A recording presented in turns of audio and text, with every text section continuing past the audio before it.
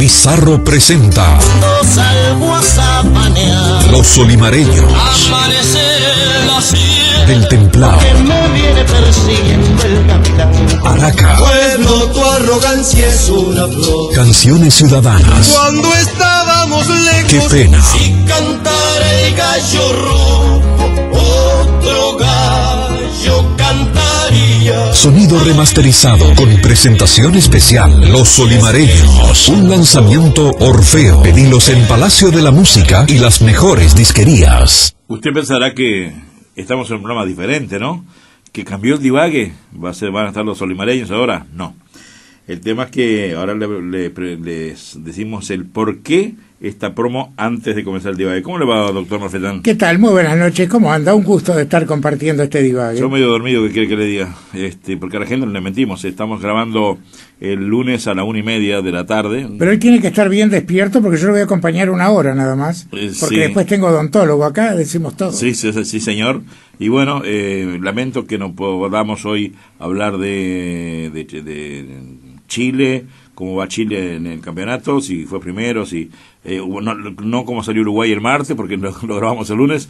Hablaremos de otras cosas. Seguramente Olaizola nos va a informar de cómo va Chile porque está jugando en este momento. Bien, de quienes ustedes escucharon una voz realmente muy importante, chilena. Su nombre es Marcelo Zurita. Marcelo, buenas noches. ¿Qué tal? Buenas noches, Abel. Buenas noches, doctor. Un gusto estar acá y gracias por invitarme. Se ve que se les acabaron las estrellas. Pero usted es una estrella, ¿cómo se hace para tener esa voz, ese vozarrón?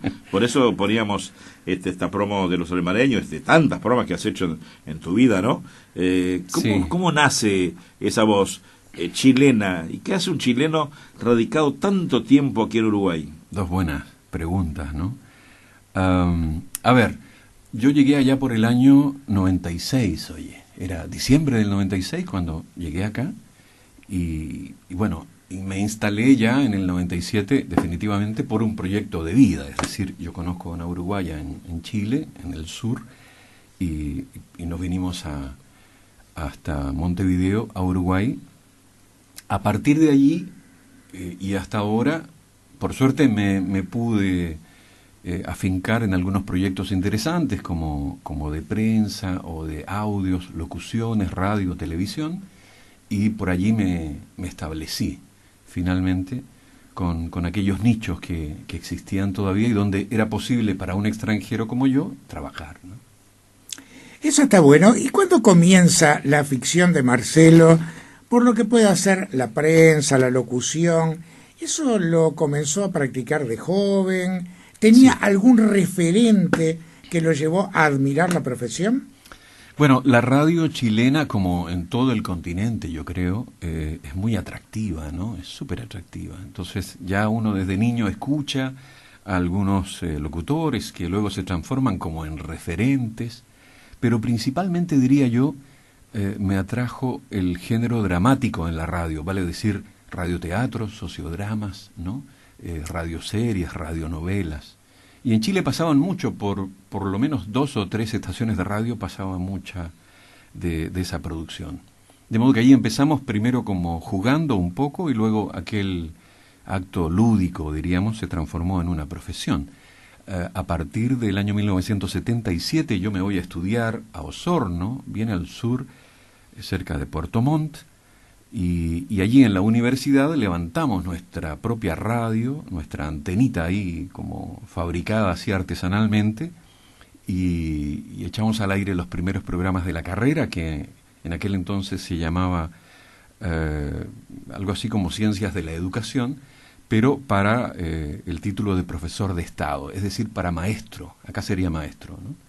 Allí levantamos esa radio, alguna gente se interesó, fue a conversar con nosotros y terminé trabajando en La Voz de la Costa, una emisora pequeñita del sur, pero con un proyecto muy interesante que abarcaba programas de educación para las comunidades mapuches, huilliches, etcétera, y los campesinos de la zona.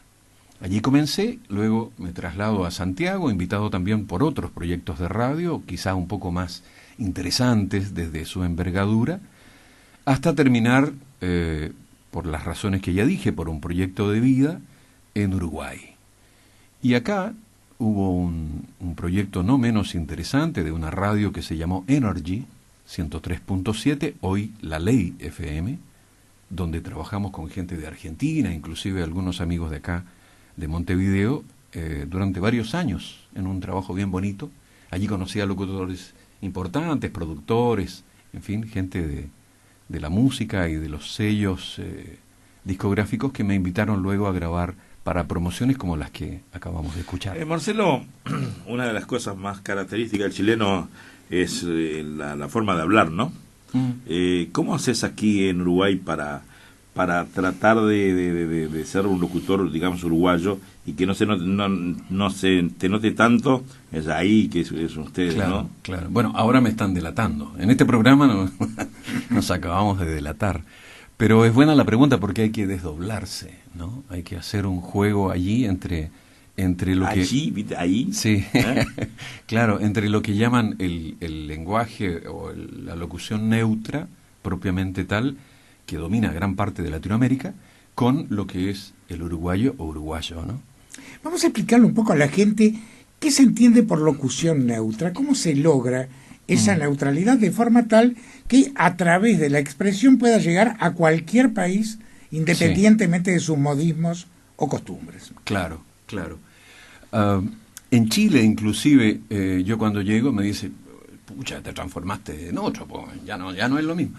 Pero claro, es por una suerte de formación profesional, si se quiere, mezclada con una serie de viajes por el continente que yo hice en su tiempo, justamente por esto de la radio y aquellos formatos, si se quiere, de género dramático en radio. Y entonces, poco a poco fui perdiendo, quizá, y lo lamento, el tonito típico chileno, el canto propio de nuestra tierra, ¿no? Al que a veces en reuniones de amigos con guitarras y algún refresco volvemos sin problema. Lo podemos recrear de vuelta. Yo admiro mucho en Chile a alguien que vi el otro día, hacía tiempo, un veterano que tú debes conocerlo muy bien, no recuerdo bien el nombre ahora, un señor de cabello blanco que es comentarista de fútbol, pero yo lo conozco de la época que él hacía un programa periodístico. Livingston. Sergio Livingston. Pedro Carcuro. Pedro Carcuro. Sí, cómo no. Es un hombre que tiene su edad. Sí, claro. El otro día le hacían un homenaje en La Zurda, en el programa que conduce Víctor Hugo Morales, con Diego TV, Maradona. acá con Diego Maradona. Claro. Un hombre pero muy reconocido en Chile, ¿no? Él animaba espectáculos y después lo perdí de vista y lo volví a ver el otro día, pero porque siempre fue comentarista de fútbol, ¿no? Exacto, sí. Un gran comentarista. Y en estos tiempos del Mundial vuelven, ¿no? Esos monstruos vuelven a relatar y todo. Marcelo, ¿cuánto hace que estás acá, me dijiste, en Uruguay? 18 años, 18 ¿no? años. Sí. ¿Muchas veces regresaste a Chile en estos 18 años? Bueno, si bien no estamos tan lejos, por suerte, no siempre hay posibilidades de regresar, ¿no? Ya sea porque el pasaje tiene su costo o porque hay trabajos que te impiden ir, o porque ir por un fin de semana no vale la pena, digamos, ¿no? Pero 1 o 2 veces al año procuro ir, trato de ir porque está ya una buena parte de la familia, por suerte todavía, está mi vieja, mis hermanos, 2 hijas allá, claro. Entonces ella se alegra mucho, por un lado, de que el menor de sus hijos se haya instalado acá y tenga un relativo éxito, pero por otro lado dice, pucha, me llevaron al cabro chico para allá. Tú tuviste 2 cambios muy importantes en tu vida. Primero, del sur, la tranquilidad de un lugar que además naturalmente es hermosísimo, a la capital, un Santiago que ya estaba cambiando y mucho. Yo me acuerdo haberlo conocido como una típica capital del Pacífico y hoy es una capital europea. Y luego de Santiago a Montevideo. ¿Cómo vivís esos cambios de tu vida? Independientemente de los motivos que lo generan, ¿no? Sí. Interiormente. Osorno, Santiago primero, Santiago, Montevideo después.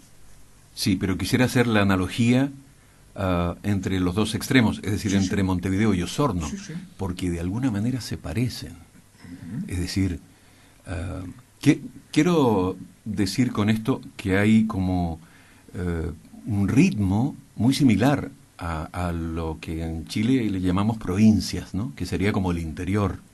el ritmo de provincia es similar al de Montevideo. De modo que allí no se produjo un quiebre, un break muy, muy pronunciado, pero de Santiago acá sí.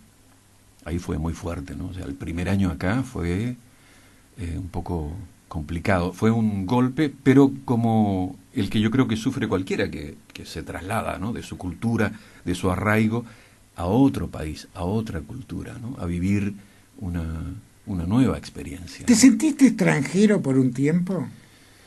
Quiero decir que Uruguay en general trata muy bien a la gente que viene de afuera, ¿no? Me parece que en Chile ocurre algo similar, guardando quizá algunas diferencias entre la capital y lo que pudiera ser el interior del país. Pero en general bien, y entonces eso desde luego amortiguó mucho lo que pudiera ser un sentimiento extraño al estar afuera, ¿no? Al considerarse como foráneo, como forastero. ¿Cuántos millones de habitantes tiene Chile?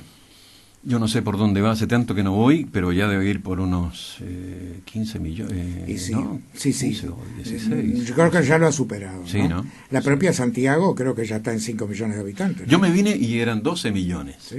Me vine yo y Debe la ir cosa por ahí, así. entonces. Yo tuve la oportunidad, bueno, Jorge ha visitado Chile, de conocer Santiago más que nada el aeropuerto, ¿no? Porque me fui un día a transmitir con Canal 4. Fue la primera transmisión que se hizo en Uruguay, ya hace unos cuantos años.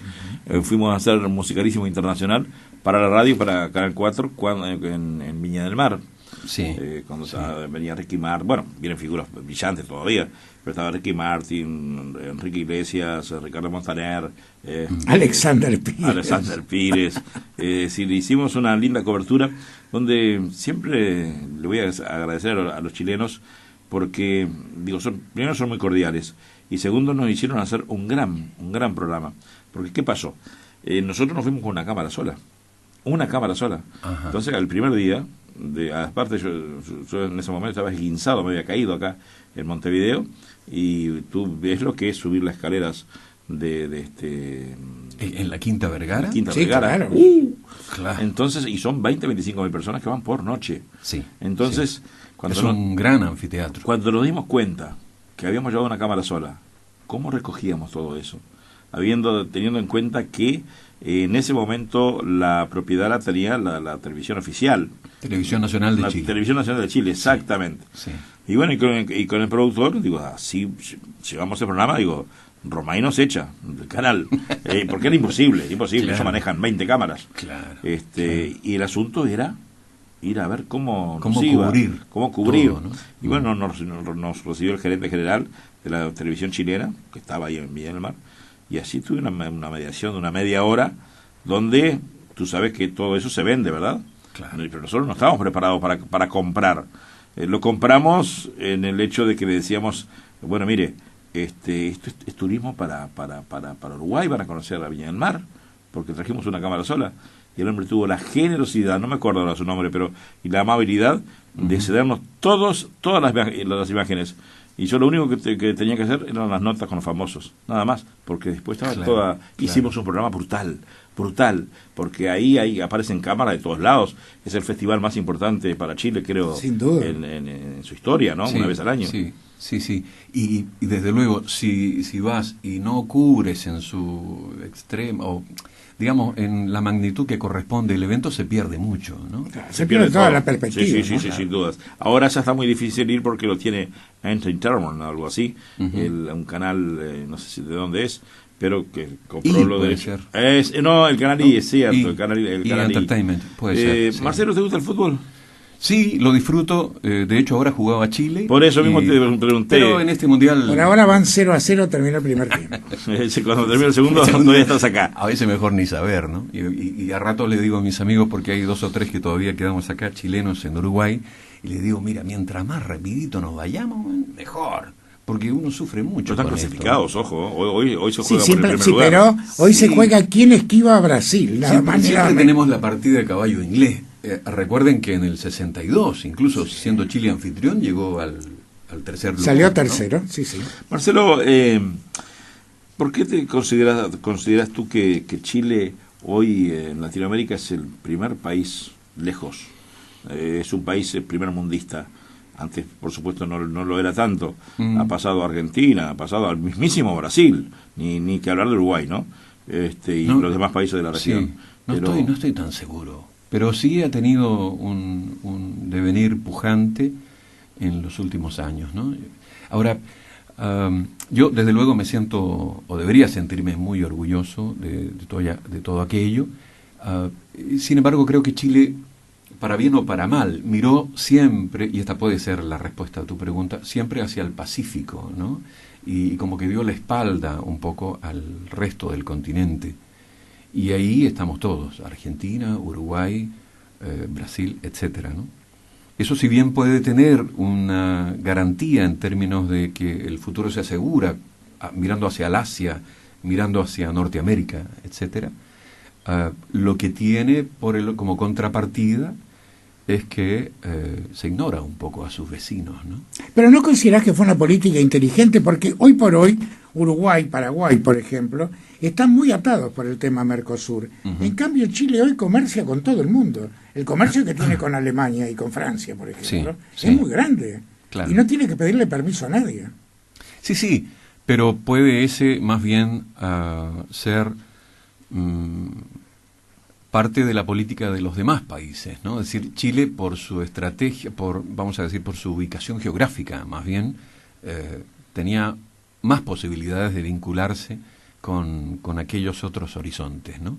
Y bastante menos, salvo porque, bueno, agujeríamos la cordillera y por ahí nos podemos comunicar, pero un gran barco, digamos, tiene que cruzar el estrecho de Magallanes para llegar allá, ¿no? Con una gran cantidad de productos.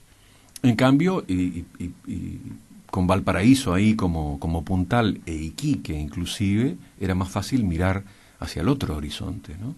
Ahora, es innegable que el Mercosur ha tenido, por supuesto, sus zancadillas, que las hemos hecho seguramente nosotros mismos, ¿no? No se puede tener un mercado tan grande para comerciar 12 gallinas o algo así. Se requiere algo más, ciertamente. Ahora, me parece que también Chile tiene 2 o 3 puntales fuertes, como son la exportación de las frutas y los productos del mar, junto con el cobre y el turismo, que lo arraigan, ¿no?, de una manera sólida en su economía. Si lo miramos ahora desde el punto de vista de la equidad, esa palabrita que a nuestros presidentes les gusta usar, hay diferencias muy grandes, ¿no? Chile todavía tiene una deuda importante entre sus extremos más pobres y sus sectores ricos, ¿no? Esa es una gran crítica que se hace habitualmente, de que la diferencia social sigue existiendo y en algunos aspectos hasta se puede haber profundizado. Pero ¿tú no crees que la ventaja que le ha sacado Chile a otros países de Latinoamérica es que ha tenido políticas de Estado? Porque Chile tuvo la dictadura de Pinochet, tuvo el gobierno de la coalición de izquierdas, lo bueno que hizo Pinochet la izquierda no lo borró, llegó Piñera, lo bueno que hizo la izquierda no lo borró, ahora vuelve Michelle Bachelet con un conglomerado diferente. ¿No es esa continuidad de lo bueno de pronto la gran ventaja que tiene frente a nuestros países, que cada gobierno que llega considera que todo lo anterior está mal? Sí. A ver, en la época de la dictadura, naturalmente con los llamados Chicago Boys, Chile se enfrenta a una suerte de laboratorio en Latinoamérica para el área o el costado de la economía, ¿no? Eso surte su efecto y a partir de allí, claro, hay un rebrote económico chileno. Pero no es menos cierto que poco antes, vale decir con el doctor Salvador Allende, se produce un quiebre importante también y entonces, si bien había una serie de productos que escaseaban y entonces había que hacer la cola, yo me acuerdo haciendo la cola para comprar el pan, el azúcar, el café. El error entonces de la dictadura o de quienes estaban detrás de aquella estrategia fue que inmediatamente instalado Pinochet y la Junta de Gobierno, a los pocos días ya estaban todos los supermercados completamente abastecidos. Entonces, claro, ahí uno se daba cuenta de que algo pasaba, ¿no? De que en algún lugar estaban por ahí escondidos, fondeados los productos, ¿no? Y que lo que se pretendía era boicotear o derrocar definitivamente a Allende, cuestión que ahora último se supo a través de los archivos que que Estados Unidos logra desclasificar. Sin embargo, después de eso, continúa el proceso chileno increciendo versus el factor humano, ¿no? O de los derechos humanos, si se quiere, ¿no? Que era muy fuerte y muy profundo. Hacia los 80 viene una nueva crisis y ahí comienza la caída de Pinochet. En definitiva, los quiebres políticos históricos han sido siempre precedidos por una fuerte crisis económica, ¿no? Hay quien dice que las guerras mundiales siempre fueron la culminación de grandes crisis económicas. Porque, claro, cuando la gente tiene hambre sale a la calle, ¿no? Y ahí no importa mucho si hay botas militares o si hay civiles. Y junto con ello una serie de críticas porque, claro, se supo poco a poco, a pesar de que no había libertad de prensa, de los errores de la junta militar y de los horrores de Pinochet en el sentido de las torturas y muertes, etcétera, ¿no? A partir de allí comienza la caída del general Pinochet y surge una suerte de coalición de partidos que antes inclusive eran oposición para ir con un solo norte, que era recuperar la democracia, ¿no? Y pasaban en todos lados, ¿no? Porque no solamente en Chile, era también Argentina, era también primero Brasil. Pero fue una salida diferente Uruguay, políticamente. Sí. Los uruguayos se iban a Chile escapando de la dictadura. Sí, claro. Acá. Sí. Pero al final resultó que fue terrible porque era como salir de las llamas para caer de las brasas. Era una mala fortuna que uno decía, pero esto debe venir de algún lado. Nosotros, me acuerdo que en nuestra inocencia, en nuestra ingenua adolescencia o ya de chicos del liceo decíamos, pero ¿por qué no viene alguien, por ejemplo, de Estados Unidos a ayudarnos? Y era precisamente de allá que parece que se movían los hilos. Entonces era una contradicción muy fuerte, ¿no? Y dentro de la ingenuidad nuestra, bueno, lo único que queríamos era salir de alguna forma de allí, quizá no contar con un gran beneficio económico, pero vivir libres y vivir mejor y tranquilo. Ahora lo que es el mundo, ¿no? Porque aquí pasaba exactamente lo mismo, como una liderización de la época líder de Estados Unidos, ¿no? Porque los gobiernos americanos en aquellos tiempos eran los que cobijaban todo esto, ¿no? Ahora bueno, fue un proyecto para toda América Latina. Sí, el Plan Cóndor. Exacto. Y ahora, a Dios gracias, hubo un cambio total también en Estados Unidos y hoy estamos todos liberados en ese sentido, ¿no? Por suerte, Estados Unidos comenzó a mirar hacia Oriente y entonces nos salvamos un poco, ¿no? Cuando ya empieza a mirar para acá de nuevo uno como que se pone nervioso. Pero claro, hoy con toda esta tecnología y con la información, con los Wikileaks, etcétera, con todo aquello que se puede saber o desclasificar, ya no es tan fácil, ¿no? Pretender bajo cuerda armar tal o cual plan. Hoy más bien me parece que los conflictos van dirigidos hacia los recursos naturales, ¿no? El petróleo, el agua. Marcelo, ¿cómo fue tu niñez? Hoy hablabas de los mapuches. Sí.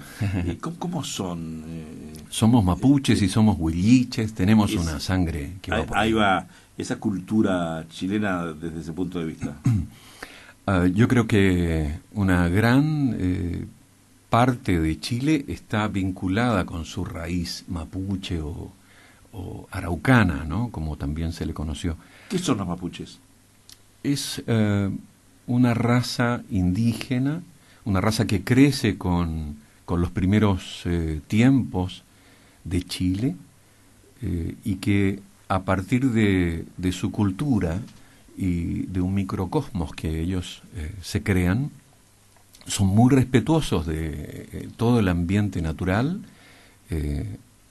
alaban o idolatran a la Pachamama, a la tierra. Eso siempre fue centro de las religiones indígenas. Sí.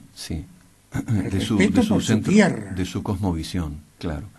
Y cuentan con un muy fuerte espíritu guerrero, hay que señalarlo, que fue lo que impidió durante muchos años que las fuerzas españolas cruzaran el Biobío hacia el sur, ¿no?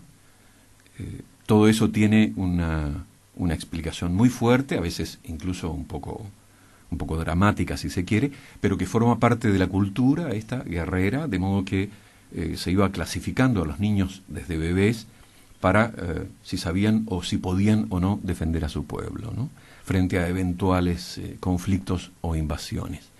El pueblo mapuche entonces va generando toda una característica con su cultura, con su música, con su arte, que luego ya forma parte de los chilenos, propiamente tales, vale decir, de esta mezcla entre españoles y aquella raza, para conformar de alguna forma un país, ¿no? Una nación.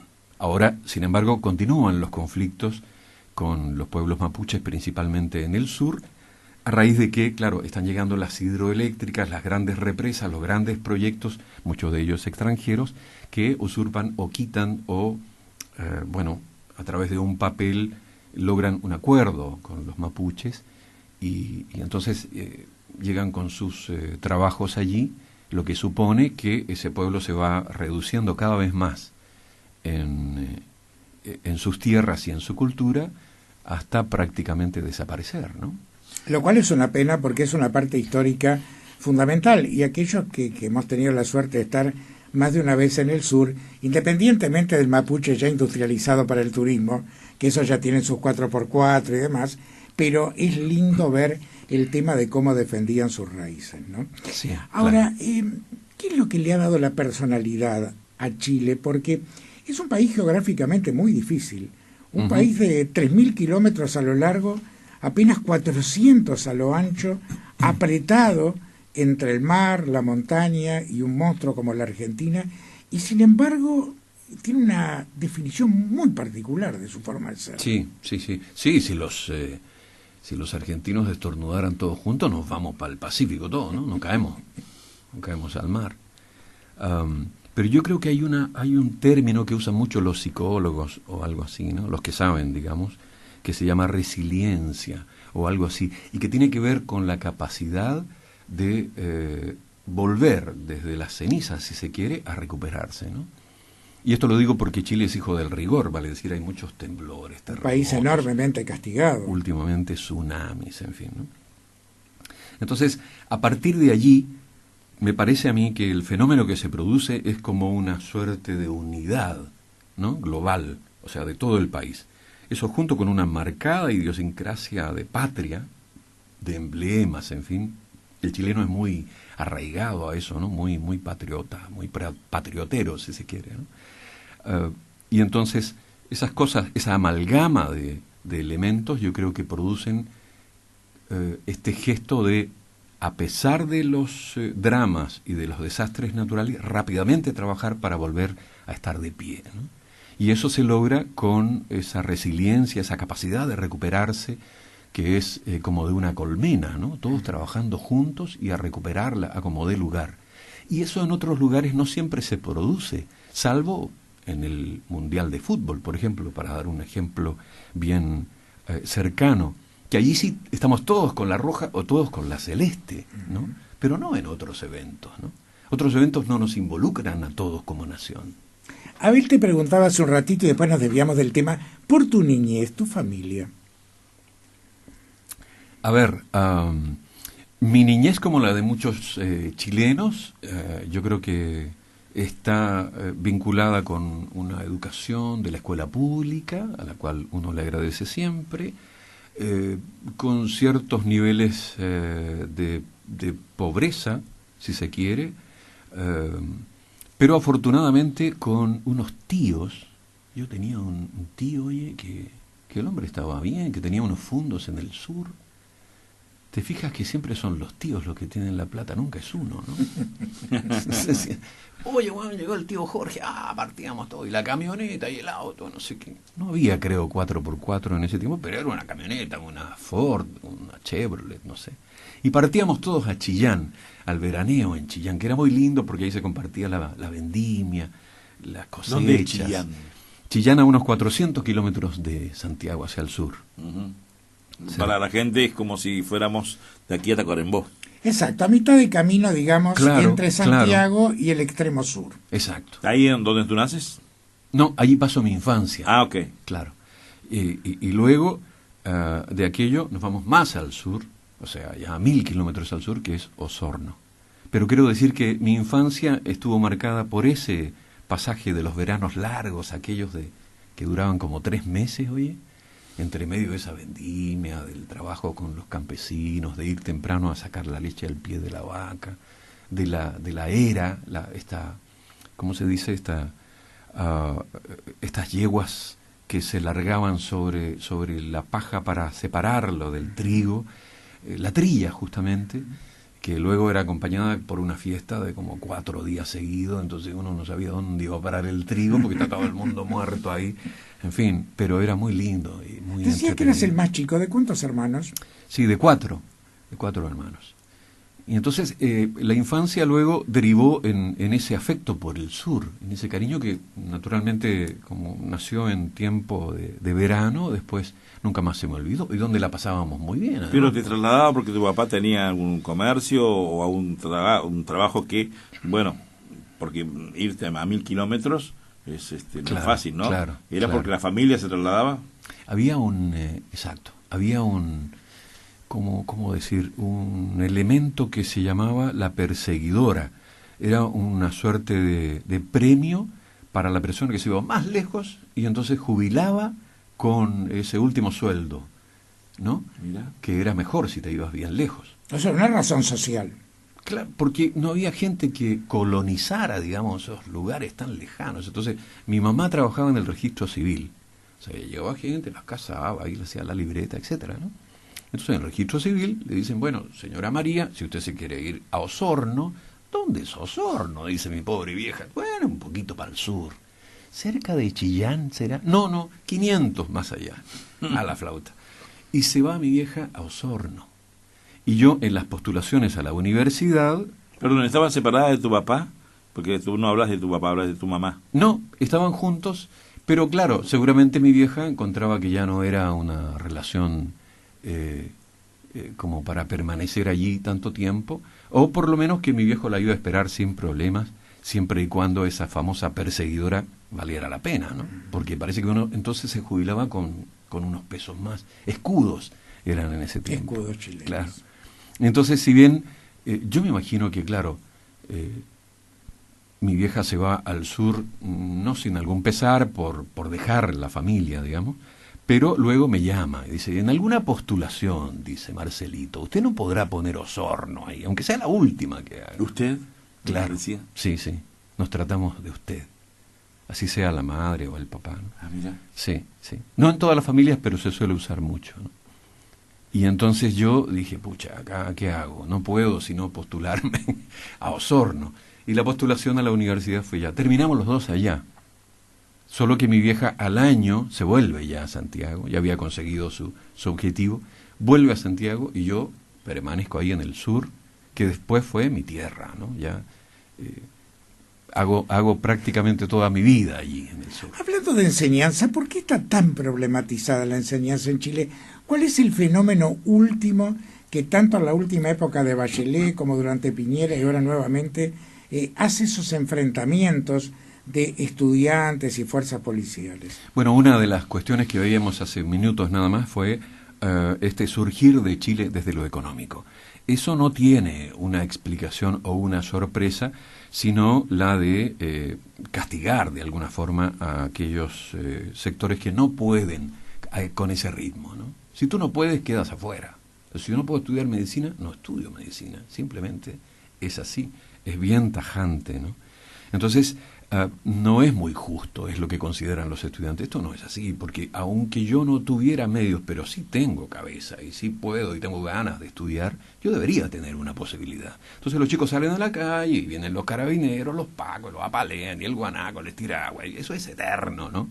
De siempre en Chile.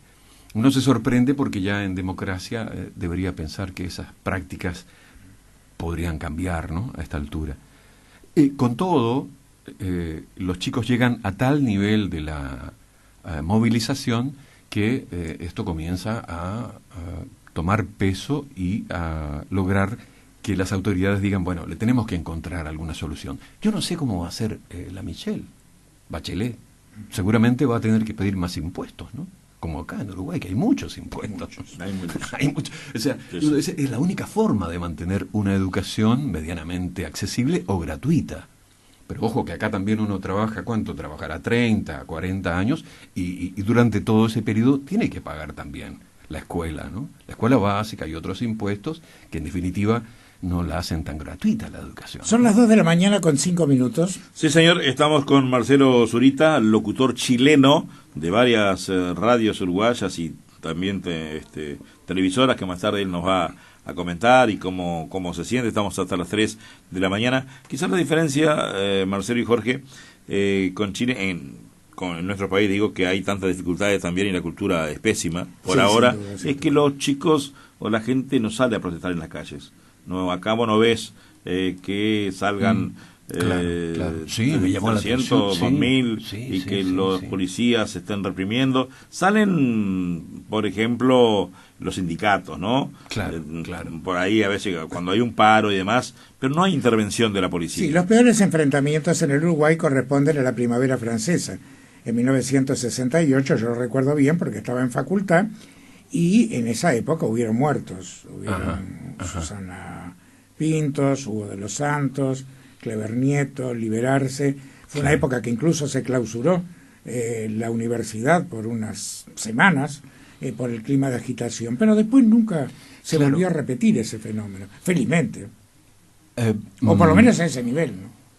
Tampoco se trata de hacer una apología de estas movilizaciones, ¿no? No es que lo encontremos ni bueno ni malo, ocurren, suceden.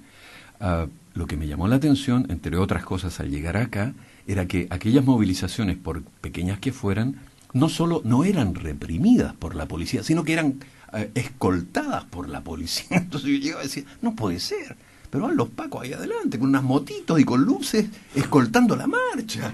¿Qué es esto? Entonces fui a tomar una foto en ese momento con una cámara muy antigua para enviar, ¿no? Para mostrar a mis colegas en Chile, decir, mira cómo son las movilizaciones en Uruguay. Claro, a vos te habrá llamado la atención, ¿no? Porque viniste a una ciudad, todo el Uruguay es así, ¿no? Pero ahora está un poco revolucionada por cuestión de la droga y demás entre los más chicos, ¿no? Pero te encontraste con una capital del Uruguay muy tranquila, Montevideo, ¿no? Sí, seguramente muy diferente a Santiago, por ejemplo. Desde luego, por eso planteaba la analogía, cierta igualdad, digamos, con las provincias en Chile, no así con Santiago. Pero este ritmo a mí me gusta, o sea, no es que me disguste, atención, porque, claro, los primeros días yo llegaba, me tomaba la micro, el ómnibus, y decía, pero este tipo falta poco para que compre, que alguno se bajó a comprar una vez cigarrillos en un kiosco, yo pensaba, falta poco para que baje, compre su paipilla, torta frita, no sé qué, que nosotros acá arriba, y nadie chistaba, ¿no? Si en Santiago te pasa eso, es el descontrol en la micro, ¿no? Y lo suben y lo bajan y hasta lo pueden patear al chofer. Es decir, es otro ritmo, es otra cultura también, ¿no? La naturaleza te ayudó porque toda esa zona de Osorno, con su volcán, con sus lagos, te arrima mucho a la naturaleza. Y aquí nuestro paseo costero nos da una mano grande. Sí, cómo no, sí. Y hay lugares también bien lindos, más allá inclusive de la costanera y de la franja marítima, ¿no? Porque hacia las sierras, por ejemplo, la sierra de Carapé, de Caracol, donde hoy se instalan los molinos de viento de la UTE, es una zona muy linda, de privilegio, Quebrada de los Cuervos, en fin, hay lugares hermosos. Tacuarembó, bueno, tus pagos, tú conoces allí. Ahora tú eras seguramente muy pequeño, yo no sé cuántos años ya hacen de la tragedia de los Andes. Fue en 1972. Recuerdo, sí. Bueno, ¿lo recordás? Sí, cuando aquellos uruguayos se pierden, bueno, cae el avión, ¿no? Sí. Y que tuvieron, ¿cuántos días? 60, ¿no? Sí, más de 2 meses, casi 70 ahí está. Mucho tiempo ahí, ¿no? Mucho tiempo en la cordillera y bueno, gracias precisamente a uno, ¿cómo se llama? Un arriero. A un arriero, y también la fuerza de 2 uruguayos, Canesa y Parrado, que tuvieron que recorrer o caminar kilómetros y kilómetros sin comida, el agua era el hielo, para llegar dos valientes, ¿no? Que por cierto creo que todos están con vida aquí en Uruguay, pero que para Chile en ese momento debe haber sido un impacto emocional, una sensación, ¿no? Fue muy fuerte y creo que la radio jugó un papel importante allí. Y también me parece que eso como que estrechó los lazos entre chilenos y uruguayos que ya eran importantes, ¿no? Pero esto los estrechó desde el punto de vista humanista, si se quiere, ¿no? Del corazón, de verdad. Porque la gente cuando supo aquello, al igual que pasó con los mineros, ¿te acuerdas? En Chile, claro. en los 33 que estaban ahí, eso como que unifica, yo no sé, se produce un fenómeno interesante entre la gente, y que va mucho más allá de un mero sentimiento, digamos, que logra compactar a todos por una causa, ¿no? O sea que si en ese caso se hubiera hecho una colecta, una campaña, algo, estoy seguro que todo el país, ¿no?, colaboraba y funcionaba. De hecho, había mucha gente que quería participar en esa suerte de despedida que se les hizo después a los uruguayos para enviarlos hasta acá. Fue fuerte, impactó, incluso hubo reproches, porque recordemos que varias de las incursiones de helicópteros o naves o aviones de rescate en Chile no lograban dar, ¿no?, con el paradero del avión, con toda la tecnología, con la Fuerza Aérea Chilena siempre prestigiosa de la que se hablaba, y sin embargo este fue un golpe fuerte desde ese punto de vista. Yo no sé si las tierras, y esto va para los dos, un país no es parecido a otro con su cultura y con sus tierras, porque una de las cosas que andan muy bien en Chile, aunque a veces pasa algo con algún minero que queda atrapado, que se muere o hay una explosión, anda muy bien en Chile, ¿no? O sea, se exporta, es realmente importante. Acá la minería todavía no ha comenzado y hay tremendos líos, aunque el gobierno ya ha dicho que el Estado... Por supuesto que Marcelo lo va a analizar mejor que yo, pero hay diferencias muy grandes, porque una cosa es practicar la minería en zonas desérticas y otra cosa es en campo, ¿verdad? El Uruguay es un país muy chico, Chile tiene una gran extensión, tiene minas de cobre, minas de sal, pero muchas de ellas están en pleno desierto. Es verdad, creo que es un tiempo de contradicciones ¿no? Los que ayer estaban o estábamos en las banderas de la ecología y de todo aquello de la protección del medio ambiente, nos hemos encontrado también con una situación en donde la propia filosofía o los principios aquellos de que tenemos que continuar adelante en términos de llevar más justicia social a la gente, nos enfrentamos también con, bueno, esas chimeneas que antes tiraban humo y eso era bueno, hoy son cuestionadas. Entonces son fenómenos propios de esta época, ¿no? No es lo mismo hace años, donde era un triunfo conseguir que una chimenea continuara adelante con sus humos, porque era producción, era trabajo y era por lo tanto riqueza que iba a devenir en educación, en las calles, en la señalización, en la salud, etc. Bueno, acá siempre se dijo, ¿hasta cuándo el Uruguay va a seguir con la carne, las frutas y las verduras?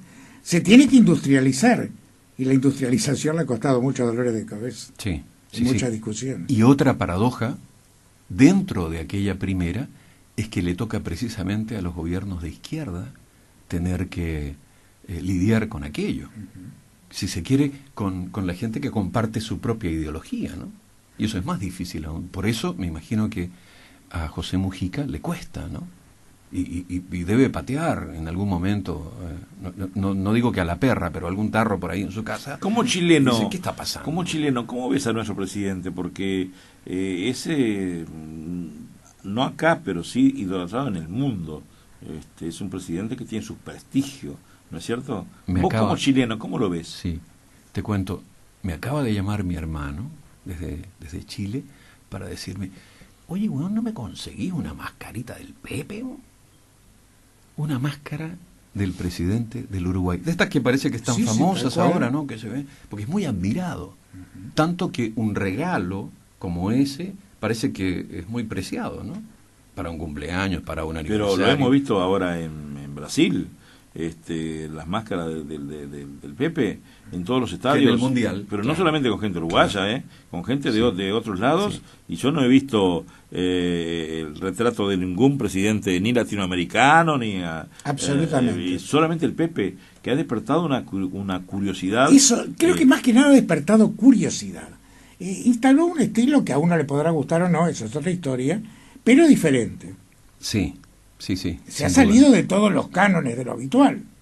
Yo creo que hay cuestiones como las políticas de Estado, por ejemplo, que se le pueden, no sé si cuestionar, o por lo menos poner entre los temas pendientes, ¿no? Entre ellas la educación, parte de la salud. Sin embargo, en gestos como aquellos de poner de su propio bolsillo, ¿no? un porcentaje de lo que él gana, etc., eso es muy fuerte. Eso es muy... Quiero decir, para la gente que tiene muchas ansias de ver algún líder, porque hace tiempo que no surgen, esta movida del Pepe, como quiera que sea, ¿no? A mí me parece que él nace de su propia forma de ser. Sí, viviendo ¿no? en una chácara que Claro. una chácara que la puede tener cualquiera. Pero Porque supongamos... si vive en una chácara realmente excepcional, con muebles No, al por estilo cierto. europeo. No es la Quinta de Olivos. Ahí No, está. por cierto, Y claro. ningún presidente del mundo vive de esa forma. No es que él sea pobre, ni mucho menos, pero dona gran parte de su sueldo a... Piensa dejar esos terrenos para una futura construcción de una escuela. el día que ellos no Exactamente. estén. Bueno, Exactamente. son gestos que hoy no se ven, ¿no? O sea, es imposible verlos, salvo en Francisco, en el Papa, ¿no? Por eso algunos hacían una suerte de, ¿no?, de relación entre unos y otros. No se ven esos gestos. Entonces, yo decía, a mí me parece que forman parte de su idiosincrasia, que él cree en eso y lo hace de buena fe. Ahora, aun cuando fuera una estrategia, aun cuando fuera una táctica, también sería bien visto, ¿me entiendes? Es decir, es tan fuerte aquello en un tiempo en que todo el mundo piensa en que, bueno, si llega a tal cantidad de sueldo porque soy ministro o porque soy vicepresidente, venga todo para acá, no dono nada, ¿no? En cambio, el gesto de Mujica me parece a mí que llama la atención un poco por eso. Pineda, por ejemplo, que fue presidente de Chile, era uno de los hombres más ricos chilenos, ¿verdad? Sí, sí, claro. Sí, cómo no. Una buena parte de LAN correspondía precisamente a sus saberes. Pero yo creo que si ese gesto pudiera emularse, pudiera de alguna forma reciclarse en otros líderes mundiales, claro, otro gallo cantaría. El problema es que sigue siendo una utopía, ¿no? Parece difícil, ¿no? Es una utopía. Marcelo, aparte de tus actividades como locutor, ¿practicás la docencia? Estuve acá trabajando un tiempo en el Colegio Santa Rita, hicimos nuestro primer taller para niños y niñas de periodismo infantil y luego continúo, pero en otra área que tiene que ver con las artes plásticas, con cursos de dibujo y pintura. ¿Y por qué eso? ¿Te gustaba desde pequeño? Sí, cómo no. ¿Fuiste estudiando, después lo estudiaste acá, lo estudiaste en Chile? ¿Dibujás o pintás tú también? Sí, pero claro, está un poco manoseado aquel término de artista plástico, artista visual. A mí me parece que es muy difícil ver el límite, ¿no? ¿Dónde comienza? ¿Quién te da un cartón de artista visual, ¿no?, de artista plástico? Es complicado eso. Entonces yo fui más bien por el lado de la docencia, que era algo que manejaba, pero sí hice Bellas Artes y también Ciencias de la Comunicación, con algunos monstruos allí como Facundo Ponce de León, Ernesto Muniz, que ahora está también en la radio, en el programa de Traverso, y en fin, y otra gente que hoy está en la televisión y en los medios que estudiaban en aquel entonces con nosotros. Y luego de eso hice Bellas Artes también, completamente, con el maestro Anhelo Hernández, lamentablemente desaparecido. ¿Sos papá? Sí. 2 hijas están en Chile, Renato, está acá en el Uruguay. A ver, las 2 hijas, ¿qué edad tienen? Son grandes ya, porque yo ya soy viejo, ya voy más cerca de los 60, entonces están por los 30 y algo y los 27. ¿Sos abuelo? No, aún no, lamentablemente no. No tengo la suerte de Henry, que acaba de ser papá, y yo no tengo la de ser abuelo. Papá de Felipe. De Felipe, sí, nació hace poquito. ¿Y tienes contacto con ellas? Sí, por supuesto, claro. ¿Por la computadora seguramente? Bueno, sí, por ese lado, incluso por la tecnología y los teléfonos estos, pero cada vez que voy nos juntamos y nos dedicamos fuerte a... ¿Te han venido a visitar alguna vez? Sí, claro, ¿Y afortunadamente. ¿Qué les parece el Uruguay? ¿Qué les parece Montevideo, que seguramente es donde ya vienen? La menor casi se quedó acá, o sea, se enamoró mucho de Montevideo. ¿Viven en la del capital, país. allá en Santiago? Sí, actualmente sí, son de Osorno, pero actualmente están en Santiago. Le gustó mucho, Uruguay, le gustó mucho Montevideo. Pero claro, hay que coordinar si es que ese plan de instalarse, como fue su primera impresión, su primera idea, si es que fructifica, hay que instalarse y hay que hacerlo en serio. ¿A qué se ¿no? dedican? Ella está en este momento haciendo su negocio en una panificadora, pero para, no sé si para celíacos, creo que no es la palabra, creo que son veganos, o sea, son vegetarianos, pero estrictos, ¿no? No comen carne ni nada de eso. Entonces, ¿cómo haces cuando vas a conseguir una empanada o ¿no? O un trozo de carne, entre comillas, carne de soya, etcétera? Vegetal, sí. Claro. Ella se especializó en eso, Camila. Y Andrea es socióloga y trabaja ahí en una ¿Y tu oficina de hijo Santiago. que está acá en Montevideo? Renato tiene 17 años y está en el colegio seminario. ¿Le gusta la profesión del padre? Sí, claro, pero también yo creo que vaya más bien por lo científico, de modo que si después quiere hacer algo de esto, de las locuciones o de la televisión, lo tome más bien como un hobby, ¿no? Porque sabemos que no es Ahora, fácil. ¿habla como nosotros o es como el padre? Sí, no, él es uruguayo. criollo. Él es ¿Criollo uruguayo, o sí. chileno? Oye, pero el otro día cuando juega a Uruguay, yo le digo, vamos a comprarle una bandera, gurí, un gorro, algo, o sea, porque tiene que tener identidad uruguaya. Porque ese es el problema con los hijos de extranjeros, ¿no?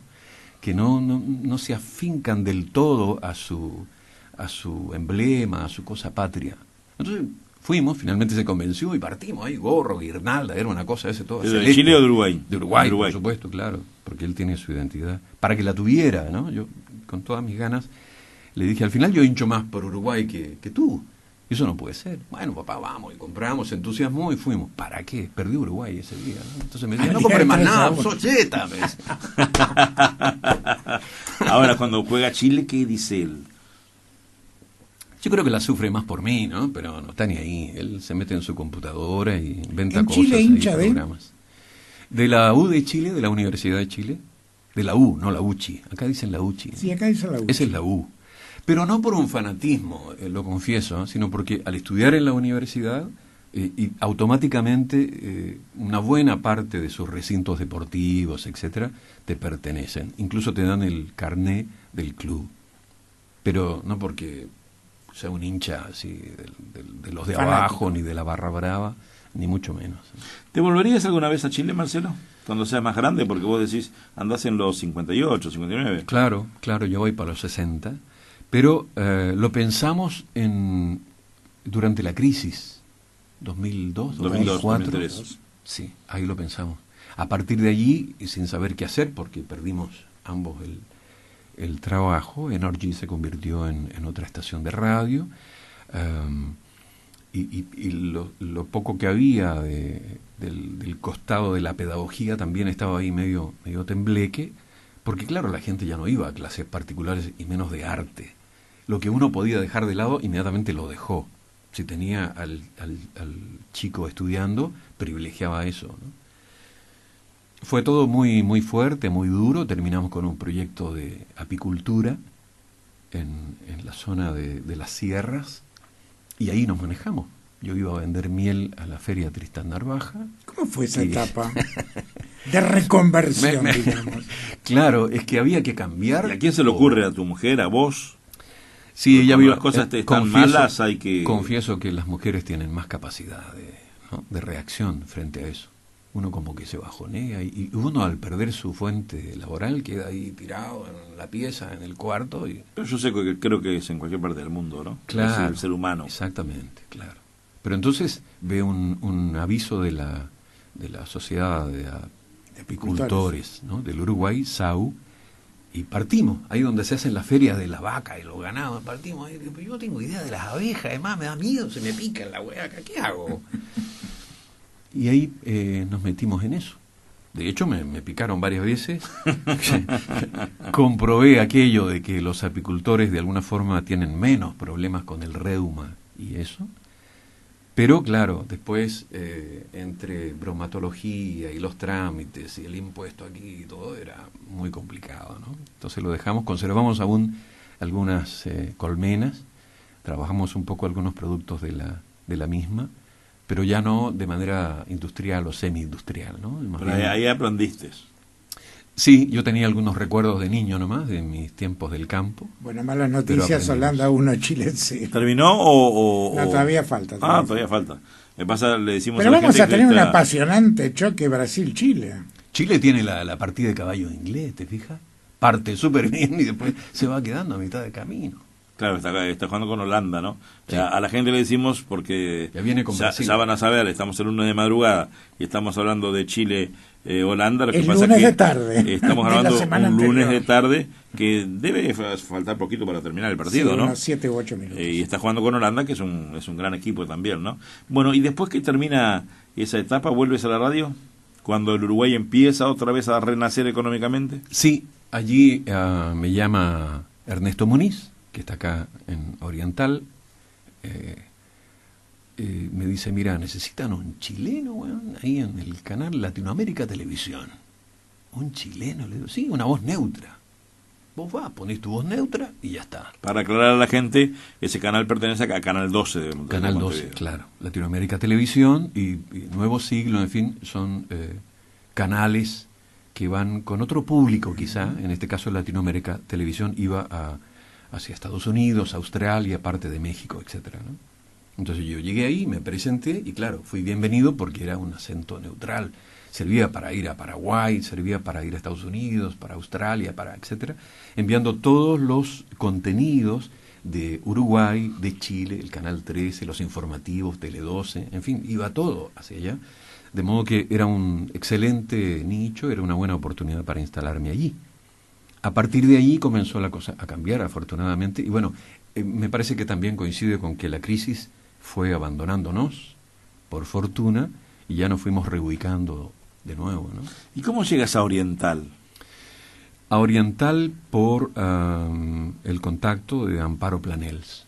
Amparo llega un día a casa y me dice, mira, necesito conversar contigo. Hablamos, ella estuvo en Chile, conocía la radio chilena, de modo que llegó a conversar para apoyar el área de comunicaciones de la iglesia en Oriental. Por eso me escuchan ustedes en ese tipo de la lecturas. parte de promoción Sí, religiosa. exacto, en la noche o en la madrugada. Y allí conocí también a Alejandro Reina, que hoy dirige la radio Universo en Bella Unión. Pero a partir de allí me llaman a Oriental y comienzo a grabar esporádicamente aquí algunas notas, algunos textos de la iglesia, ¿no? Junto con eso, en un momento del verano pasado, se produce ahí un reemplazo que había que hacer por la mañana para con Omar García. Tuviste un enorme éxito en el informativo, pero te mandaron mensajes muy elogiosos. Sí, fue una experiencia bonita en el desayuno ese Porque además es un matinal. informativo hablado, charlado. Sí, muy lindo. No el informativo prototípico. ¿Que lo hacía con Falco? No, él lo llegó a hacer solo. Ah, mira. Claro, porque No, a esa hora de mañana no escucho la radio. no porque- existe. Creo que Falco ya no existe. estaba. No existe, o Estaba sea- Omar solo y tú quedaste en su Tienes lugar. razón. Falco no estaba por algún problema de salud, estaba Omar, y claro, Omar tenía que tomarse unas vacaciones. Como coincidía con las mismas de otros colegas, me llama Amparo y me dice, bueno, Zurita, tenés que acá ponerle el pecho a las balas y darle, porque... Entonces yo, para prevenir, me vine como 3 semanas antes. Estuvo con Omar ahí, claro, porque no desconocía el ritmo, la característica del programa. Y ahí nos fuimos como amalgamando bien y luego pude hacer ese reemplazo. Qué lindo, ¿no? Porque es una cosa que te saca de lo que haces todos los días. Sí, fue volver a la radio en vivo, pero lo importante es lo que decía Marfetán, la respuesta de la gente fue muy buena. Para un tipo que viene y Yo lo recuerdo porque yo me despierto temprano. O sea, me pudieron decir, salí de ahí, ¿qué venís a hacer acá? La gente fue muy cordial, muy Elogiaron cálida. mucho tu voz.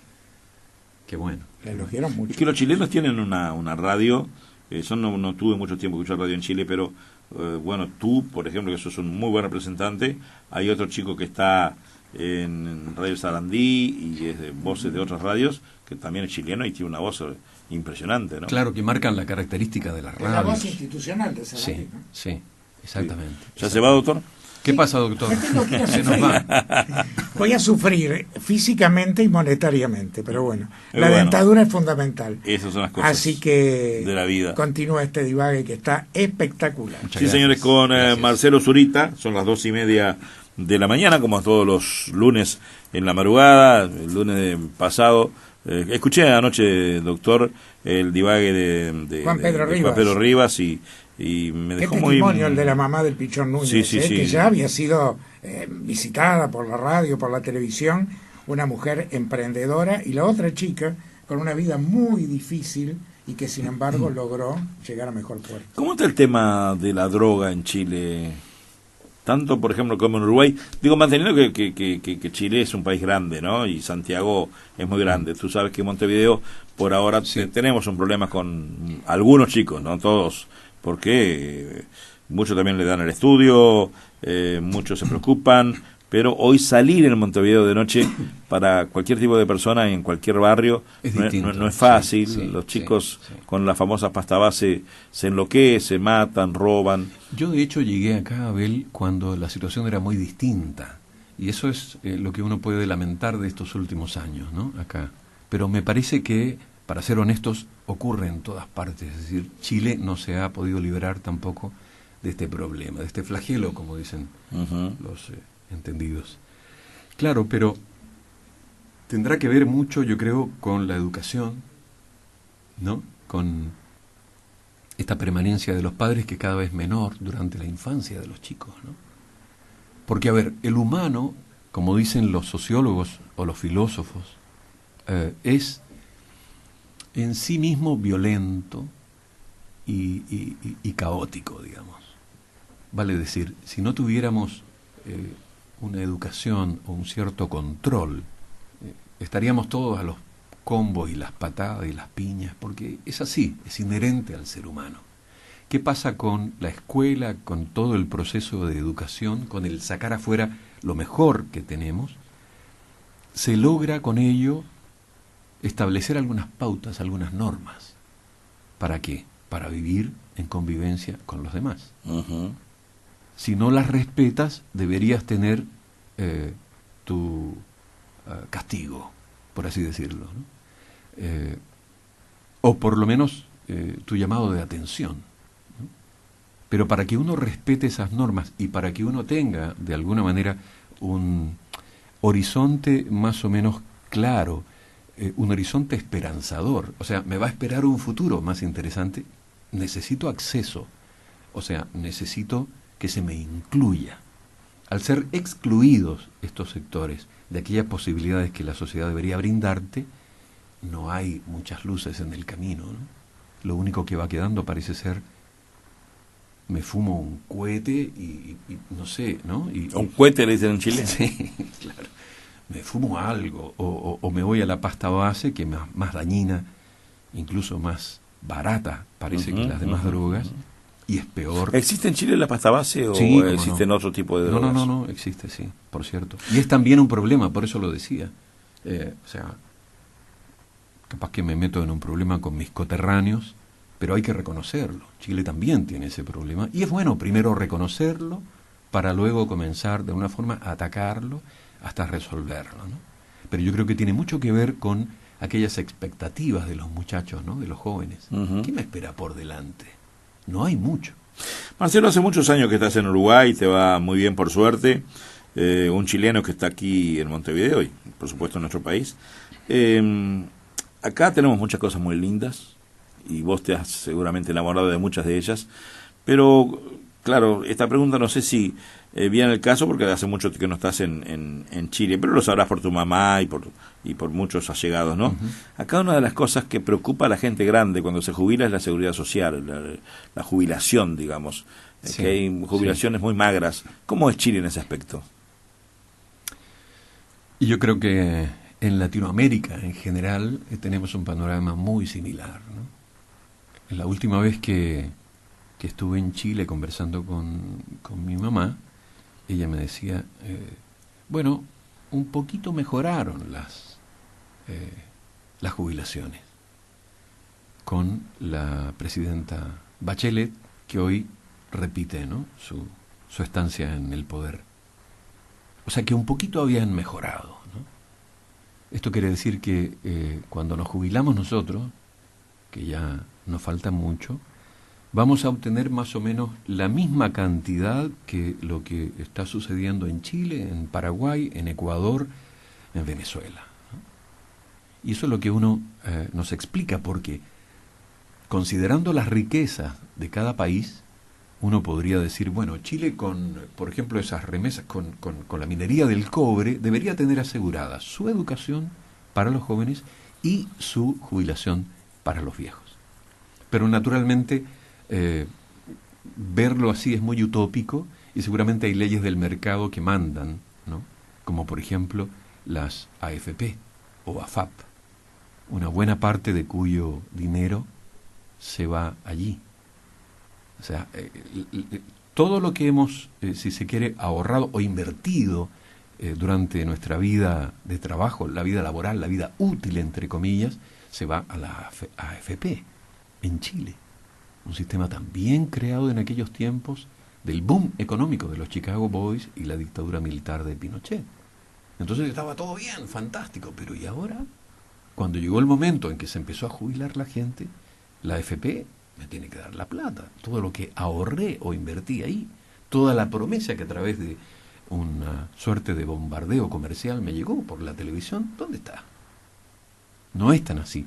Entonces, me parece que, claro, hubo algunos que seguramente se enriquecieron, o bien el sistema sigue siendo perverso, pero no podemos tener a los viejos con una jubilación magra, ¿no? Yo he hecho muchos divagues, como este mismo que tú estás ahora, con uruguayos en los Estados Unidos. He viajado unas cuantas veces, ahora en agosto voy otra vez. Me enteré que te vas de nuevo sí. A Miami, a West Palm Beach. A New York. A Nueva Jersey.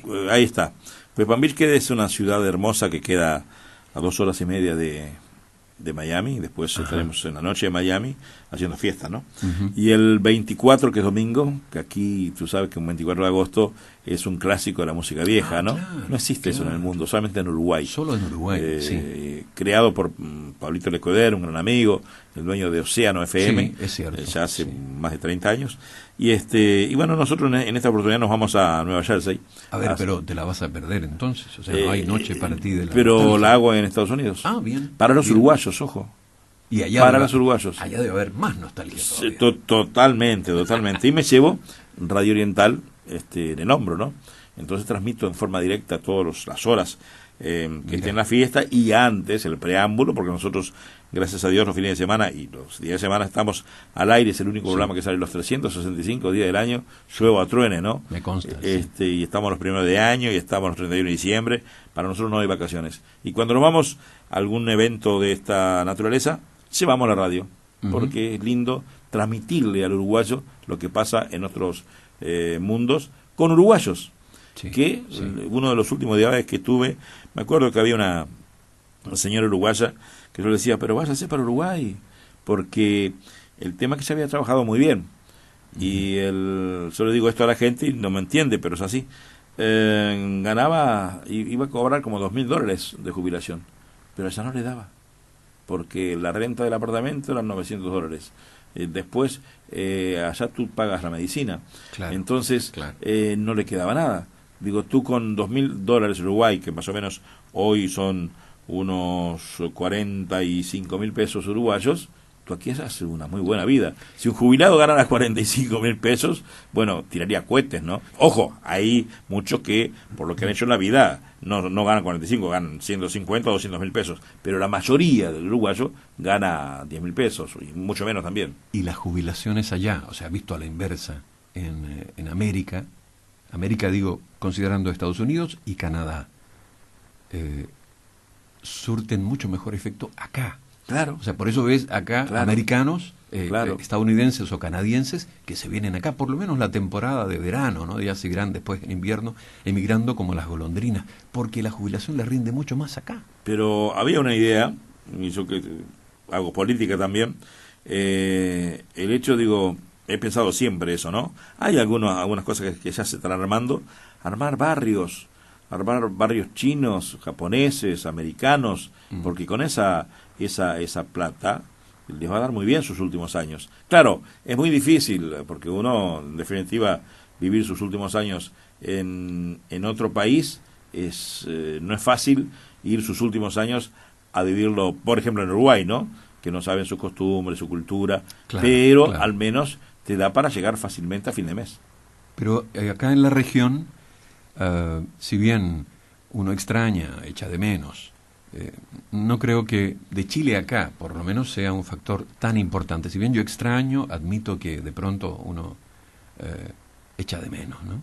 Algunas cosas de la cultura, las comidas, los amigos, la familia. ¿Cuál es la comida típica en Chile?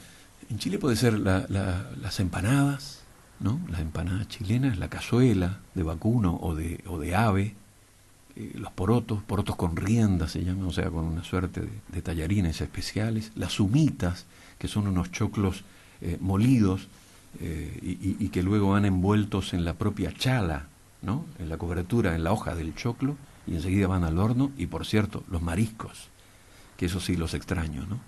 Voy ahí al ¿cómo se llama? Al puertito del museo. Así se puede decir. Compro algo. Pero ahí no nace todo el pescado uruguayo, ¿no? Claro, está lindo. Pero claro, al buscar mariscos en más variedad, ya es difícil. Digo, no es que nazca todo el pescado uruguayo. La gente de Montevideo va al puertito del museo, claro, porque es muy fresco, es muy, muy rico todo. Sí, está bueno. Yo una vez precisamente en Estados Unidos, fuimos, Musicalísimo fue a transmitir el Mundial del 94, pero no transmitirlo como lo hace Goñi de fútbol, hacíamos cosas diferentes, ¿eh? 2 mundiales fue este programa. Y vos sabés que una noche, a mí no me gusta el vino, pero el relator de ese momento de Radio Oriental era un excelente cocinero, Moreno Mederos, su nombre, que relataba en esta radio, y se hizo una paella brutal. Paella de mariscos. Exacto. Y nos tomamos, a mí, y te digo, no me gusta el vino, nos tomamos 3, viste que viene una botellita media cuadrada, vino de Concha y Toro, que es realmente impresionante. Es uno de los vinos más lindos del mundo. Sí, tiene un buen marketing, además, ¿no? Al igual que el pisco, aunque hay que reconocer que las raíces de este último están en Perú. El pisco yo lo probé y no me gustó. ¿Cómo lo probaste? ¿Con Coca-Cola? No sé cómo fue, pero me dijeron que era pisco cuando fui a Viña del Mar y tomé un poquito y no me agradó. O pisco sour. O pisco sour, podría ser eso también. Sí. Pero sé que es una de las bebidas predilectas de ustedes, ¿no? Bueno, hay muchos chilenos que sí, yo prefiero el buen vino también, ¿no? Hay varias marcas ahora que están dándole pelea al mejor de los concheitoros, incluido el Casillero del Diablo. Entonces, han cambiado un poco las cosas por ahí, pero hay una cultura también mucho más grande ahora del vino, incluido Uruguay, ¿no? Se consume más. Te corto porque me dice el Cevita Olaizola que perdió Chile, ¿no? 2-0. Le ganó Holanda 2, Chile 0. Somos hijos del rigor, no importa. Sí, ahora va a ser un poquito difícil. Ahora con Brasil. No sé cuándo juega ahora Chile, hoy estamos en lunes, seguramente va a jugar esta semana o el próximo lunes. ¿Ha viajado mucho, Marcelo? He viajado por el continente, no así más allá, salvo precisamente Nueva York, en Estados Unidos, que me impactó profundamente. ¿Por qué? ¿Por qué me impactó o por qué el viaje? No, ¿por qué te impactó? Porque ya al llegar, esas estructuras enormes, inmensas, me dieron cuenta de una historia de inmigrantes, ¿no? De inmigrantes europeos, de gente que desde otro lugar se concentró ahí y comenzó a trabajar muy fuerte, ¿no? Las estructuras, Nueva York en general, lo cosmopolita, la cantidad de gente que ves. Subes a un taxi y hay un indio, un hindú, no sé si practicará la religión, pero a veces hacían unos gestos especiales. Vas a un restaurante chino, vas al propio barrio, no sé, es muy diversa la cultura. Y cuando me metí en los museos no salí más de allí, ¿no? El MoMA y otros son realmente enormes y está mucho de la cultura y de la pinacoteca. ¿Y cómo te cambia la cabeza, no? Yo ahora, en agosto, si Dios quiere, voy a pasarme, después de los 3 compromisos que tengo con productores uruguayos, pero que están en Estados Unidos, me voy a quedar una semana en Nueva York, ¿no? Para conocerla, para visitarla. Yo no conozco Nueva York. Conozco muchas otras ciudades, pero no Nueva York. Y me estoy nutriendo de cosas, porque Nueva York es una de las ciudades con ventanas al mundo, ¿no? Sí, y yo siempre digo, y creo que a vos, Marcelo, te debe parecer similar a lo que pienso, cómo abre la cabeza a viajar, ¿no? Por supuesto, abre mucho el horizonte, es como leer un buen libro, te permite cambiar inclusive algunas cuestiones, porque la cabeza es redonda y eso está bueno, porque así uno va girando las ideas. Y lo que pensaste que era hasta allí tu frontera se abre mucho más. El mundo no termina aquí en el océano ni en el Río de la Plata, ¿no? Como tampoco termina en el Pacífico ni en la isla de Pascua, va mucho más allá. Y eso es lo que te permiten los viajes. Y conocer a otra gente y respetar su cultura, valorarla. No solo la tolerancia, porque la tolerancia es decir, bueno, se sentó un muchacho acá que no me cae bien, justo en mi asiento al lado. Tolerar es como prácticamente como resistir aquello, ¿no? Yo creo que uno se abre en el sentido de respeto, ¿no? Y allá afuera se conocen otras culturas, otras religiones, otras formas de pensar. Y tú dices, caramba, son diversas, son muy diferentes de la mía, pero son muy respetables, ¿no? Sin dudas. Tienes una hoja ahí que la estás manejando, seguramente alguna pregunta que con Jorge no te hicimos. Traje todo preparado, pero no leí nada de esto. Pero me gustaría, porque capaz debe ser muy interesante eso que tenés preparado allí. Había considerado, por ejemplo, a propósito del Mundial, que me llamó la atención, ¿te fijaste que llamaron en Costa Rica 6 o 7 a control antidoping? Uh-huh. Eso me llamó la atención. Me parece que, no sé, enloda de alguna forma el Mundial, crea suspicacias. Dicen los periodistas deportivos, que lo hicieron porque la FIFA lo puede hacer en cualquier momento con cualquier delegación. Por cierto, claro. Lo que digo es que llama la atención. Sí, llama la atención. Lo que pasa es que nadie pensó que Costa Rica está donde está, ¿no? Claro, es seguramente por aquello que los llamaron, pero no deja de provocar alguna interrogante. Luego, Brasil y este compromiso con el Mundial, que a mí me parece que llegó a destiempo, porque Dilma Rousseff pensó que estaba muy bien organizar este evento y se está metiendo en un lío que yo no me atrevo a pensar lo que puede ocurrir si no gana Brasil. Entonces te compraste gratuitamente un problema. El tema es que incluso en estos días pasados, ella ya proyectó su reelección, ¿verdad? Para ser otra vez presidenta de Brasil. Pero hay una disconformidad que yo mismo me ha llamado la atención, porque se supone que eso queda para Brasil, hay mucho turismo.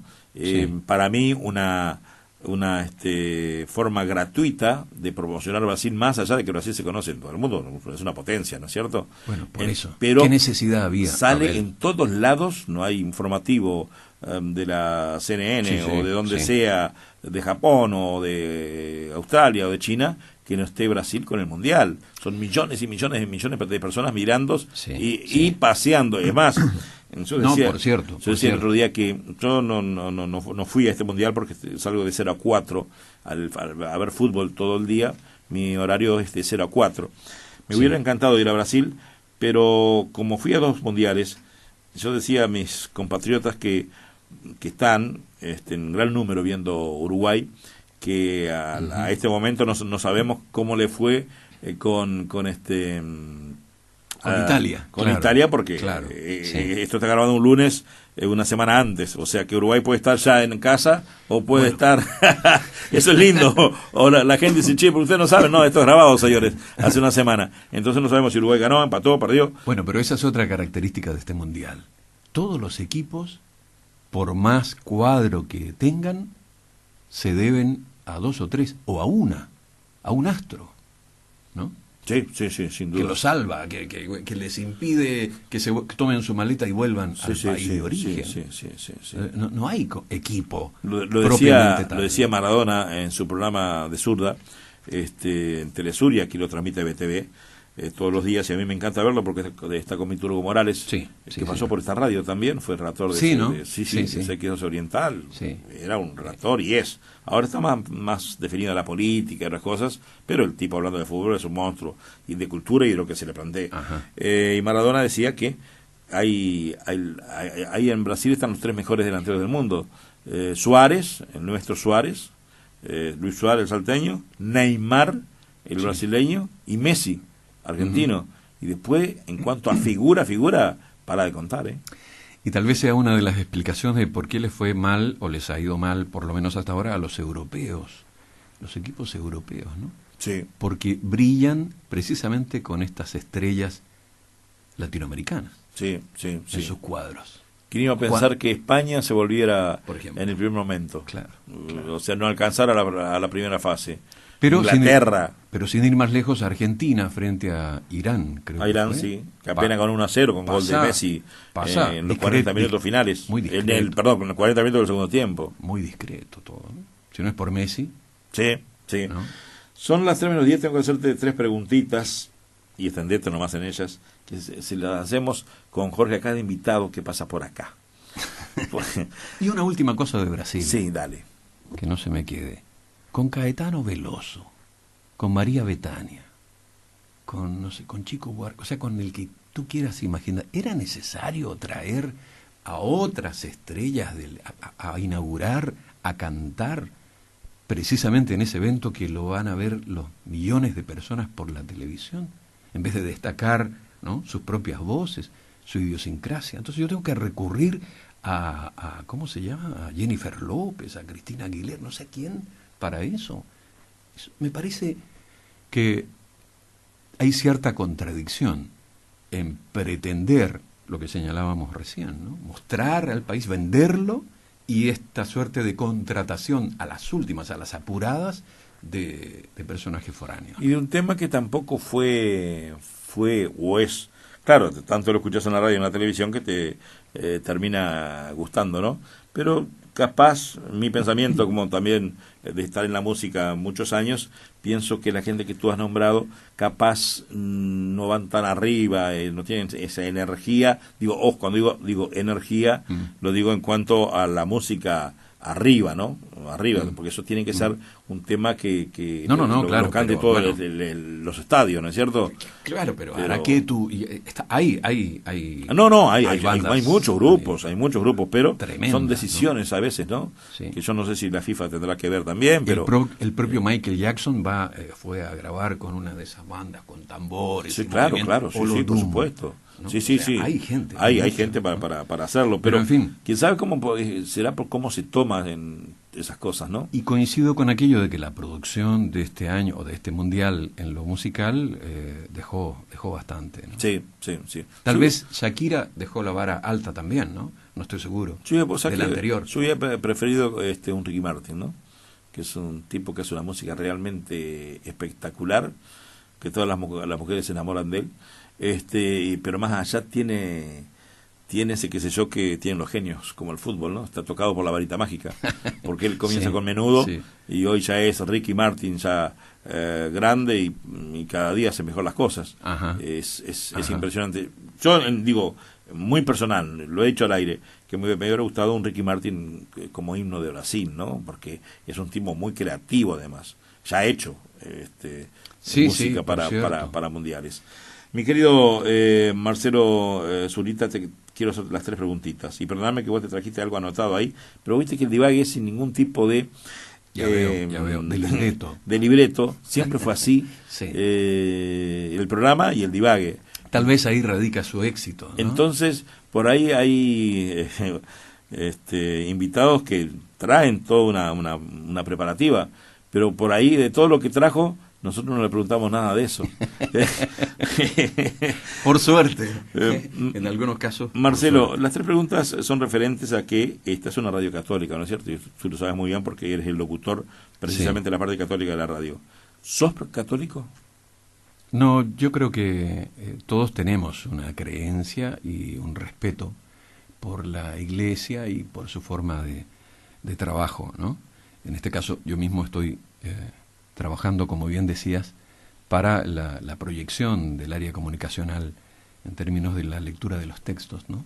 Pero no quiere decir, se lo dije incluso a algunos sacerdotes de acá, que esté a pie juntillas ahí en la iglesia los domingos, ¿no? Uh-huh. Como ser humano, ¿algún día has pensado qué pasa con Marcelo Zurita cuando, va a pasar muchos años por suerte, se vaya de este mundo? ¿A dónde va? ¿Quién lo recibe? ¿O dejó de existir y más allá no existe nada? Son existenciales las últimas 3 preguntas, ¿no? Es todo un misterio ese, Abel. ¿Quién sabe para dónde se va? Quizás si lo importante radique justamente ahí, en que siga siendo un misterio. Porque si supiéramos a dónde nos vamos, y yo suponte que me fuera a un sector, a una parcela donde se ubica Juanito Pérez, con quien no me quiero encontrar, porque la vida me la hizo imposible, ¿cómo hago? Entonces me dice, mira, Zurita, te tocó allá, ¿y con quién? Con Juanito Pérez. No, sí, y por toda la eternidad.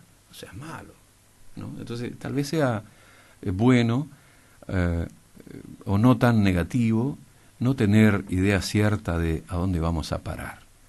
Ahora, me parece a mí que desde lo más elemental, desde la desaparición de uno físicamente, hasta convertirse en una hoja o en tierra, ya vamos creando nueva vida, ¿no?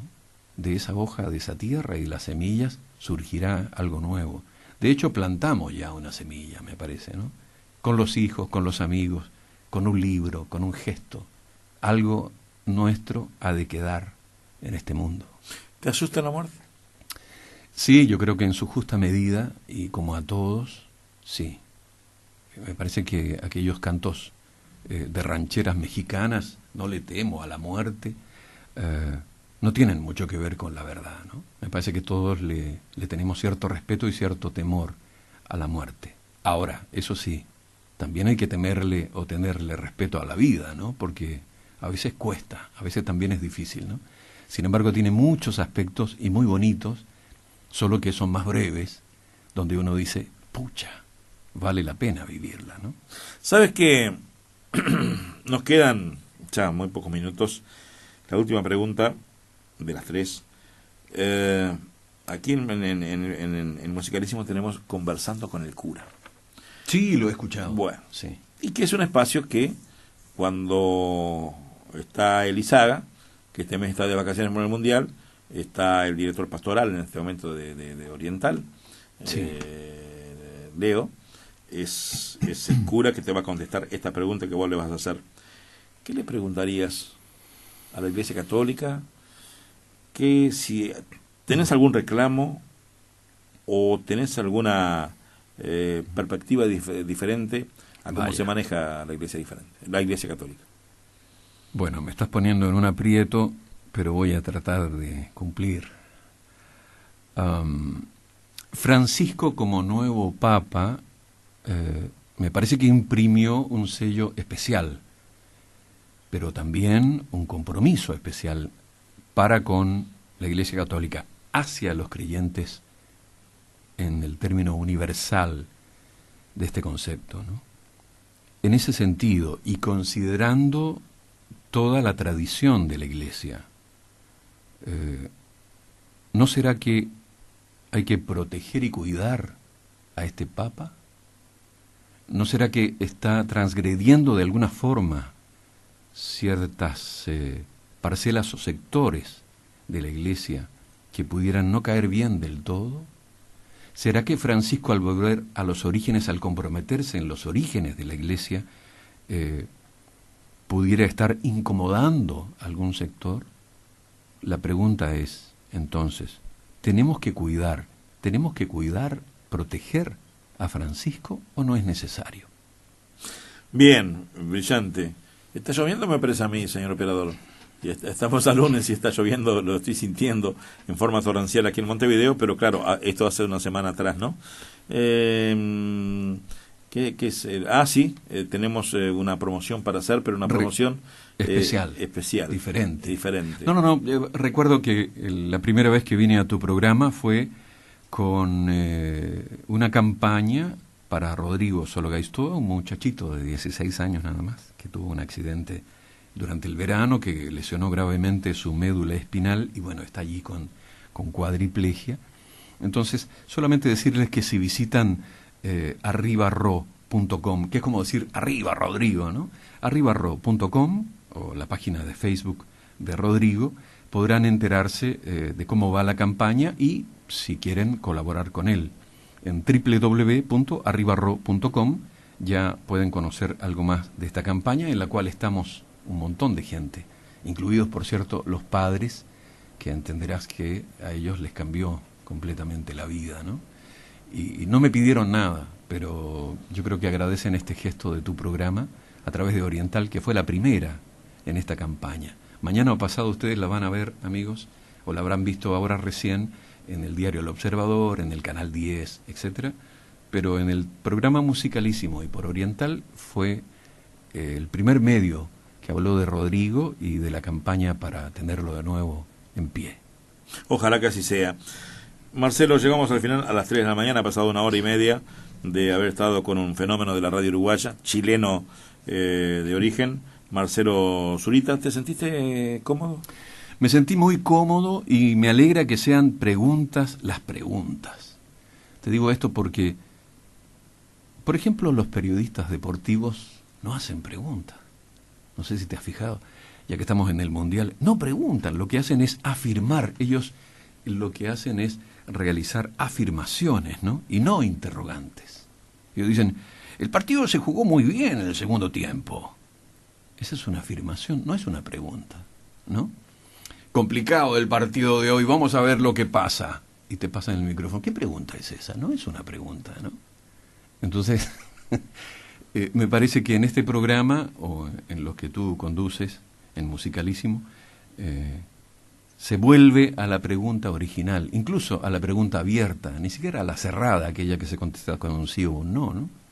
A la pregunta abierta, que te permite cierta expresión, y yo creo que es lo que enriquecedor de la radio. O sea, la gente que está escuchando a esta hora en Tacuarembó, en Bella Unión, en India Muerta, en Paso de los Toros, le gusta esto, la conversa, la charla. Así se da un tipo que ni conocen, ¿no? Porque, ¿quién es ese Zurita que invitaron hoy, no?